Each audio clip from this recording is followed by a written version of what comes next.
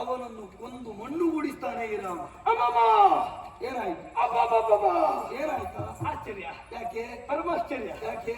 ಅಮಮವಾಲಿಯ ರಾಮ ಕೊಂದರೆ ಅದಕ್ಕಿಂತ ಸಂತೋಷ ಮತ್ತೇನು ಬೇಕಾ? ಕೊಂದರೆ ಎನ್ನುವ ಪೃಷ್ಟಾರ್ಥಕ ಬೇಡವೇ ಬೇಡ. ಒಂದೇ ಕೊಲ್ತಾನೆ. ಕೊಲ್ಲುವುದು ಮಾತ್ರ ಅಲ್ಲ, ನನ್ನ ಸತಿ ರುಮಯನ್ನ ನೀವು ಬಿಡಿಸಿ ತಂದದ್ದು ಹೌದು ಅಂತಾದ್ರೆ ನೀವು ಮಾಡಿದ ಉಪಕಾರಕ್ಕೆ ಪ್ರತ್ಯುಪಕಾರ ನಾವು ಮಾಡ್ತೇವೆ. ನಾವೊಬ್ಬನೆಲ್ಲ ಮತ್ತೆ ನಿಮಿಷದೊಳಗೆ ಈ ಸೇನೆ ಸಹ ಬಂದು. ಎಲ್ಲುಂಟು ಸೇನೆ? ಇಷ್ಟೊತ್ತಿಗೆ ಯಾವ ಸೇನೆ ಇರ್ತದೆ? ಯಾರು ಕಾಣುವುದಿಲ್ಲ. ಇಲ್ಲ ಇಲ್ಲ, ಬರೀ 4 ಮಂದಿ ಇದ್ದಾರೆ. ನಾವು ಬಂದದ್ದೇ 5 ಮಂದಿ. ನಾನು, ಸುಷೇಣ, ತಾರ, ಹನುಮಂತ, ನಾವೊಂದು 5 ಮಂದಿ ಇಲ್ಲಿ ಬಂದದ್ದು. ಮತ್ತೆ ಯಾರು ಇಲ್ಲ. ಮತ್ತೆ ಸೇನೆ ಅಂತ ಹೇಳಿ ಕಾರಣ ಉಂಟು.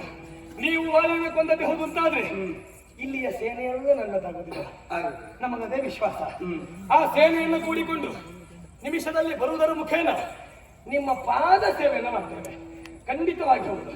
ಸುಗ್ರೀವ, ನೀನಾಡಿದ ಮಾತು ಕೇಳುವಾಗ ಸಂತೋಷವಾಗುತ್ತಾ ಉಂಟು. ನಮ್ಮೊಳಗೊಂದು ಸಖ್ಯ ಬೆಳೆಯುವಲ್ಲಿ ಕಬಂದನಂತವರು, ಶಬರಿಯಂತವರ ವಾಣಿಯೇ ನನಗೆ ಪ್ರಧಾನವಾಗಿದೆ. ಸಖ್ಯವನ್ನು ಬಯಸಿವನ್ನವನಿದ್ದೇನೆ. ಸಖ್ಯ ಪೂರೈಕೆಯಾಗಬೇಕು ಅಂತ ಆದ್ರೆ ನಿನ್ನಾತನಾದಂತ ಹನುಮಂತ ಅಗ್ನಿ ಪ್ರತಿಷ್ಠೆಯನ್ನು ಮಾಡುತ್ತಾ ಇದ್ದಾನೆ. ಯಾಕೆ ಕೇಳಿದ್ರೆ ನಮ್ಮ ಕೈಯಲ್ಲಿ ಅಗ್ನಿ ಉಂಟು, ಮಂಗಳಾದಂತ ನಿಮ್ಮ ಕೈಯಲ್ಲಿ ಅಗ್ನಿ ಇಲ್ಲ. ಅಗ್ನಿ ಸಾಕ್ಷಿಯಾಗಿ ಸ್ನೇಹ ಬೆಳೆಯಬೇಕು ಎನ್ನುವ ಕಾರಣಕ್ಕೆ ಬೇಕಾಗಿ ಈಗಾಗಲೇ ನಾವು ಸ್ನೇಹ ಬಂಧುಗಳಾಗಿದ್ದೇವೆ, ಮೈತ್ರಿ ಬಂದಾಗಿದೆ. ಅಲ್ಲಿಗೆ ಮುಗಿಯಲಿಲ್ಲ. ಏನೋ ಒಂದು ಗಂಟನ್ನು ತಂದು ಕೊಡ್ತಾ ಇತ್ತು. ಹೌದು, ಅದಿಲ್ಲದಿದ್ದದ್ದು. ಈಗ ಹೋಗುವಾಗ ಅಲ್ಲಿ ಆಭರಣ ಬಿದ್ದದ್ದು ನೋಡಿದೆವು. ಅದನ್ನ ಗಂಟಿಕ್ಕಿ ತಂದದ್ದು ನಾವು. ಇದನ್ನ ನೋಡಿದ್ರೆ ನಿಮಗೇನಾದ್ರೂ ಪರಿಚಯ ಸಿಕ್ಕಿದ್ರೆ ನೋಡ್ಕೊಳ್ಳಿ ಅಂತ.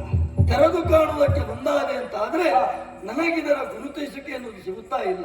ತಮ್ಮನಾದಂತ ಲಕ್ಷ್ಮಣನಿಗೆ ಕೊಟ್ಟೆ ಅಂತ ಆದ್ರೆ ಅವನಾಡಿದ ಮಾತು ಇದು ಒತ್ತಿಗೆಯದ್ದು ಎನ್ನುವ ಹಾಗೆ.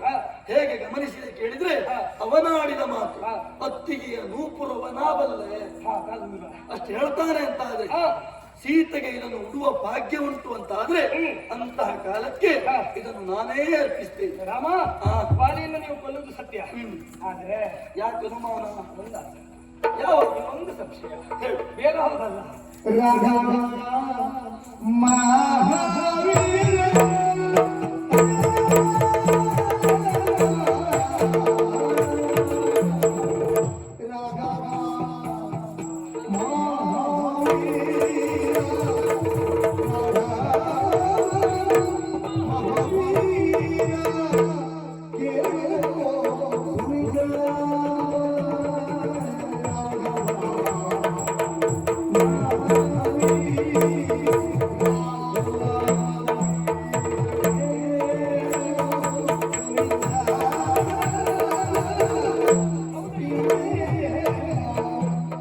ಸಂಶಯ